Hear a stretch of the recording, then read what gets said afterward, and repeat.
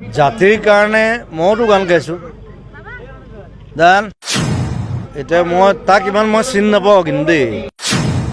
জাতিৰ কাৰণে মাটিৰ কাৰণে গান গোৱা ৰাজীৱ খদিয়া ঢুকাইছে সকলোৱে দুখ কৰিছে কি ক'ব বিচাৰিব ৰাজীৱ খদিয়া না ইটছ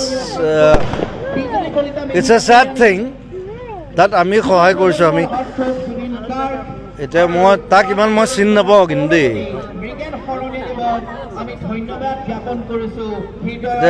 জাতিৰ কাৰণে মইতো গান গাইছোঁ এটা কথাই অকণমান মনত দুখ দিছে সেইটো হ'ল আজিকালি আমাৰ অসমীয়া মানুহবিলাক কি হৈছে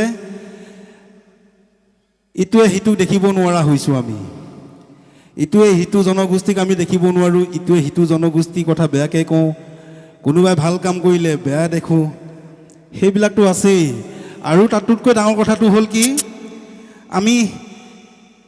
আন্দোলন কৰোঁ ভাষাটো গ'ল জাতিটো গ'ল বুলি আমি আন্দোলন কৰোঁ চিঞৰি থাকোঁ অসমীয়া ভাষাটো শেষ হ'ল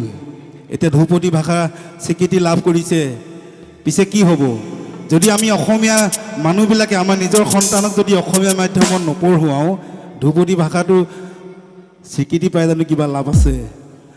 আজিকালি কি হৈছে আমাৰ ল'ৰা ছোৱালীক অসমীয়া মাধ্যমত পঢ়ুৱাবলৈ বাদ দিয়া হৈছোঁ আমি ইংৰাজী মাধ্যমত পঢ়ুৱাইছোঁ ভাল কথা আমাৰ ল'ৰাই ইংৰাজী জানিব লাগিব হিন্দীও জানিব লাগিব অন্যান্য ভাষাবিলাকো আমাৰ ল'ৰাই জানিবই লাগিব কিন্তু সমান্তৰালভাৱে যদি অসমীয়া ভাষাটোক আমি শুদ্ধকৈ লিখিব ক'বলৈ যদি